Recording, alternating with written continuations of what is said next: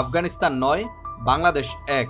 না কোনো ফুটবল খেলার রেজাল্ট নয়, এটি বাংলাদেশ এবং আফগানিস্তানের আইপিএলে খেলা প্লেয়ারদের পরিমাণ। কি অবাক হচ্ছেন? হতেই পারেন একজন ট্রু বাংলাদেশি ক্রিকেট ফ্যান হলে। ৯ আর ১-এর যে সংখ্যা, তা শুধু সংখ্যাই নয়, সংখ্যার আড়ালে রয়েছে এক কঠিন সত্য লুকিয়ে। এবার আসা যাক অন্য একটি বিষয়ে। সামনে টি-20 বিশ্বকাপ, বিশ্বমঞ্চের জন্য প্রস্তুতিটা হওয়া উচিত ছিল বিশ্বমানের।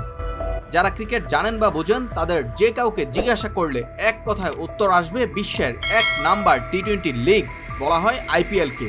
সেখানটায় আইপিএলকে পরিহার করে বিসিবি আয়োজন করেছে জিম্বাবুয়ের সাথে সিরিজ।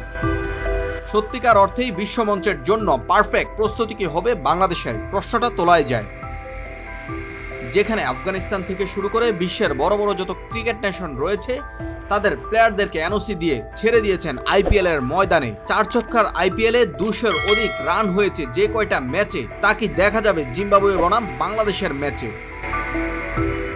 আরো অবাক করা তথ্য হলো মুস্তাফিজুর রহমানকে জিম্বাবুয়ে সিরিজের জন্য উড়িয়ে আনা হচ্ছে বাংলাদেশে। প্রশ্ন করা যায়, মহেন্দ্র সিং ধোনি থেকে জিম্বাবুয়ে দল কি কোনো অংশে এগিয়ে রয়েছে, কিংবা জিম্বাবুয়ে ক্রিকেট দলের সাথে খেলে মুস্তাফিজুর রহমান যা অর্জন করবেন, যা প্রেসার সিচুয়েশন হ্যান্ডেল করবেন, তার কোনোটার কমতি কি ছিল কিনা আইপিএলে?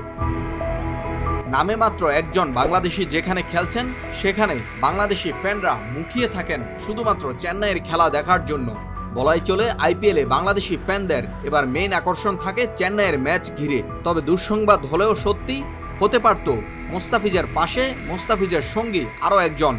বলছি শরীফুল ইসলামের কথা, যিনি কিনা বেশ কয়েক বছর ধরে বাংলাদেশকে দিচ্ছেন তার আউটস্ট্যান্ডিং সাপোর্ট, পেস এবং সুইংয়ের জাদুতেই। তা দেখেই হয়তো মুগ্ধ হয়েছিলেন লখনৌ সুপার জায়ান্টের কর্তৃপক্ষ এবং ভিড়াতে চেয়েছিলেন এই বাহাতি পেসারকে তাদের দলে। কিন্তু বিসিবি থেকে লম্বা সময়ের জন্য দেওয়া হয়নি এনওসি, ফলশ্রুতিতে খেলা হয়নি আইপিএল শরীফুল ইসলামের। দেখার বিষয় জিম্বাবুয়ের সাথে প্রস্তুতি নিয়ে, ফেক কনফিডেন্স নিয়ে বাংলাদেশ দল কেমন করে আপকামিং টি-20 বিশ্বকাপে। নীরব, স্পোর্টস সোলো।